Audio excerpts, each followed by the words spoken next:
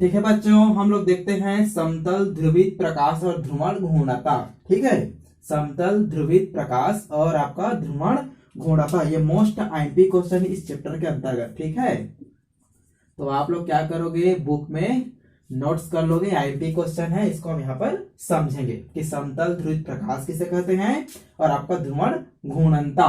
ठीक है, दो टॉपिक यहाँ पर हमारे पास है, इन दोनों टॉपिक को यहाँ पर डील करेंगे। ठीक है, अब देखो यहाँ पर समतल ध्रुवित प्रकाश क्या होता है समझते हैं। तो जब कोई साधारण प्रकाश, ठीक है, जब कोई साधारण प्रकाश, मान लो हमारे पास सूर्य है, सूर्य से जो प्रकाश आती है कैसा होता है, आपको क्या होता है, आपका साधारण होता है। ठीक है, साधारण प्रकाश। जब कोई साधारण प्रकाश किसी निकोल प्रिज्म से गुजरता है, जो स्कूलों में आप लोग प्रैक्टिकल करते हो ना, उसी प्रकार का प्रिज्म होता है। तो जब कोई साधारण प्रकाश, मान लो सूर्य का प्रकाश क्या होता है, निकोल प्रिज्म से गुजरता है। ये सूर्य का प्रकाश जा रहा है, कैसा प्रकाश है ये आपका, साधारण, साधारण प्रकाश। ठीक है, साधारण प्रकाश किसी निकोल प्रिज्म से, निकोल प्रिज्म, ये जो आपको दिख रहा है ना, ये आपका है निकोल प्रिज्म। प्रिज्म सभी जानते हो, स्क्रीन में देख सकते हो, प्रिज्म आपको दिखाई दे रहा है। Very good. निकोल प्रिज्म से जब इसको गुजारते हैं, किसको, आपका साधारण प्रकाश को हमने, या सूर्य से जो प्रकाश आया वो आपका निकोल प्रिज्म से गुजरता है। अब प्रकाश का जो कण है, हम लोग जानते हैं कि प्रकाश क्या होता है, एक प्रकार का तरंग भी होता है और कण भी होता है। क्लास 11 में और क्लास 9 में आपको आप पढ़कर आ चुके हैं। ठीक है, तो यहाँ पर सूर्य का प्रकाश या साधारण प्रकाश किसी निकोल प्रिज्म से गुजरता है, गुजार दिया हमने, तो प्रकाश के जो कण होते हैं वो एक ही तल पर कंपन करते हैं। प्रकाश के जो कण होते हैं क्या होते हैं, आपका एक ही तल पर कंपन करते हैं। जैसे एग्जांपल कि हमारे पास ये मान लो बुक है, ठीक है। अब जैसे ही देखो प्रकाश गुजरा, निकोल प्रिज्म में टकराएगा, निकोल प्रिज्म से पार हो जाएगा, पारदर्शी होता है वो, तो जो प्रकाश का कण है वो एक ही तल पर क्या करेगा, कंपन करेगा। जैसे देखो मान लो 3 प्रकाश किरणें आ रही है, ठीक है, हमारे पास 3 ठो पेन है, 3 प्रकाश किरणें मान लो। तो प्रकाश क्या होते हैं, कोई इधर से आ रहा है, कोई इधर से आ रहा है, कोई इधर जा रहा है, कोई उधर जा रहा है। सूर्य प्रकाश सब तरफ फैले रहते हैं, लेकिन जो प्रकाश निकोल प्रिज्म से होकर गुजरता है वो एक ही तल में, इस प्रकार से एक ही तल में क्या करते हैं, कंपन करते हैं। कण जो होती है एक ही तल में क्या करते हैं, कंपन करते हैं। एक तो ऐसी एक ही तल पे कंपन करेगा तो सीधा जाएगा, या तो ऐसी कंपन करेगा तो, ठीक है, अर्थात एक ही तल पर क्या करते हैं, एक ही क्षेत्रफल क्या करते हैं, कंपन करते हैं, एक ही तल पर समान मात्रा में, समझो। ठीक है, क्योंकि प्रकाश तो असंख्य किरणें होती हैं, बहुत सारी किरणें होती हैं, कोई किरण इधर जा रहा है, कोई किरण इधर जा रहा है, कोई किरण इधर जा रहा है। लेकिन जैसे ही जो किरण, प्रकाश के जो किरण है, प्रकाश के जो कण है, किससे गुजरेगा, आपका निकोल प्रिज्म से गुजरेगा, तो वो जो कण होते हैं एक ही तल पर कंपन करते हैं। ठीक है, तो ऐसी प्रकाश को बोलते हैं आपका समतल ध्रुवित प्रकाश। क्या बोलते हैं, समतल ध्रुवित प्रकाश। ना तो एंटी क्लॉकवाइज घूम रहा है, ना क्लॉकवाइज, एकदम बीच में है, समझो, समतल है, एक ही तल पर क्या होते हैं, कंपन करते हैं। इसको बोलते हैं आपका समतल ध्रुवित प्रकाश। अब देखो यहाँ पर जो प्रकाश आया वो कैसे होगा, आपका एक ही तल पर क्या करते हैं, कंपन करते हैं, तब इसको बोलते हैं आपका समतल ध्रुवित प्रकाश। आया समझ में? तो इसका परिभाषा क्या क्या बन जाएगा, जब साधारण प्रकाश को, अर्थात सूर्य से निकलने वाली जो प्रकाश है, जब उसे निकोल प्रिज्म से गुजारा जाता है, तो प्रकाश के जो कण होते हैं वो एक ही तल पर कंपन करते हैं। जो हमें प्रकाश मिलते हैं वही प्रकाश क्या होता है, आपका क्या होता है, समतल ध्रुवित प्रकाश कहलाता है। देखो यहाँ पर जब साधारण प्रकाश को निकाल प्रिज्म से गुजारा जाता है, तो निकाल प्रिज्म उस साधारण प्रकाश के कणों का कंपन एक ही तल में कर देता है।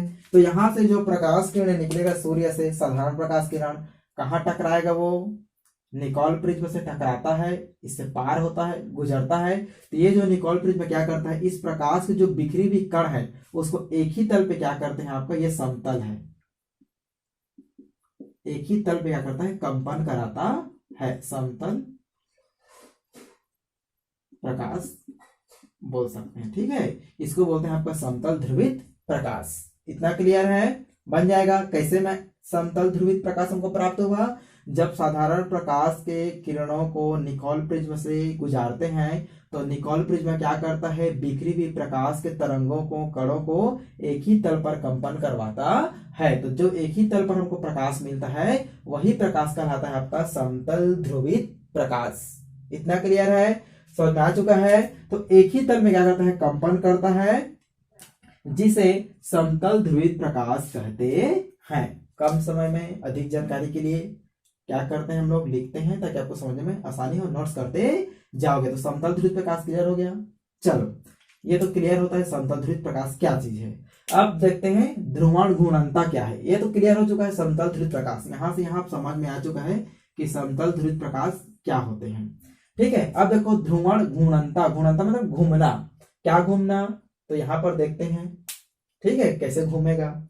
चलो अब देखो यहाँ पर जो समतल ध्रुवित प्रकाश है ये हमको मिल चुका है, इतना क्लियर आपको। अब इस समतल ध्रुवित प्रकाश को किसी कार्बनिक विलायक में, अभी हम लोग क्या पढ़ रहे हैं, हेलो एल्केन, हेलो एरिन्स, वो भी एक प्रकार क्या है, कार्बनिक यौगिक होते हैं। ऑर्गेनिक केमिस्ट्री में पढ़ रहे हैं, कार्बनिक यौगिक ही हैं। तो जब हम किसी समतल प्रकाश को, समतल ध्रुवित प्रकाश को किससे गुजारते हैं भाई, कोई कार्बनिक विलायक है। तो चलो यहां पर लेते हैं कार्बनिक विलायक, ये हमारे पास है कार्बनिक विलायक, कार्बनिक विलायक। ठीक है, समतल ध्रुवित प्रकाश हमको प्राप्त हुआ सूर्य से। सूर्य जो प्रकाश था वो कहाँ टकरा है, निकोल प्रिज्मा। निकोल प्रिज्म प्रकाश के तरंगों को एक ही तल में कंपन करवाता है, इतना कि कणों को एक ही तल में क्या करता है, कंपन करता है। तो हमको मिलता है समतल ध्रुवित प्रकाश। अब इस समतल ध्रुवित प्रकाश को किससे गुजारते हैं, किससे गुजारते हैं जी, कार्बनिक विलायक से। कार्बनिक विलायक से गुजारते हैं तो दो प्रकार की क्रिया होती है। कितने प्रकार की क्रिया होती है, दो प्रकार की, यहां पर इसको समझना है। कौन सा दो प्रकार की क्रिया होती है, तो ये जो कार्बनिक विलायक है क्या करता है, इस समतल ध्रुवित प्रकाश को दक्षिणावर्त या वामावर्त, क्लॉकवाइज एंड एंटी क्लॉकवाइज में घुमा देता है। पहले हमको मिला एक ही तल वाला प्रकाश जिसको हम लोग समतल ध्रुवित प्रकाश कहते हैं। अब जब समतल ध्रुवित प्रकाश को क्या करते हैं, किसी कार्बनिक विलायक से पार कराते हैं, गुजारते हैं, तो कार्बनिक विलायक क्या करता है, समतल ध्रुवित प्रकाश को क्लॉकवाइज एंड एंटी क्लॉकवाइज में क्या करता है, परिवर्तन कर देता है, घुमा देता है। तो इस गुण को बोलते हैं ध्रुवण घूर्णनता। क्या बोलते हैं, ध्रुवण घूर्णनता। तो दो दिशा में घुमाएगा, क्लॉकवाइज एंड एंटी क्लॉकवाइज। मान लो देखते हैं इस प्रकार से, आपको समझना है। ठीक है, एक तो आपको घुमाएगा क्लॉकवाइज इस प्रकार से, क्लॉकवाइज घुमाता है तो इसको हम लोग शो करते हैं D+ से।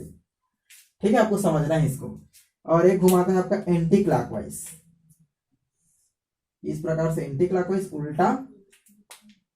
ठीक है, तो इसको शो करते हैं आपका L- से। इसको आपको याद रखना है, जब कार्बनिक विलायक, कार्बनिक जो विलायक है समतल ध्रुवित प्रकाश को दक्षिणावर्त घुमाएगा या तो वामावर्त घुमाएगा, एक क्लॉकवाइज घड़ी की दिशा में, एक एंटी क्लॉकवाइज घड़ी की उल्टी दिशा में। तो जब घड़ी की दिशा में घुमाएगा तो इसको बोलते हैं आपका D+, इसको याद रखना है, दर्शाते हैं D+ बोलेंगे तो ऑटोमेटिक सब समझ जाना है आपको कि घूर्णन कहाँ हो रहा है, घूर्णन कहाँ हो रहा है, घड़ी की दिशा में हो रहा है।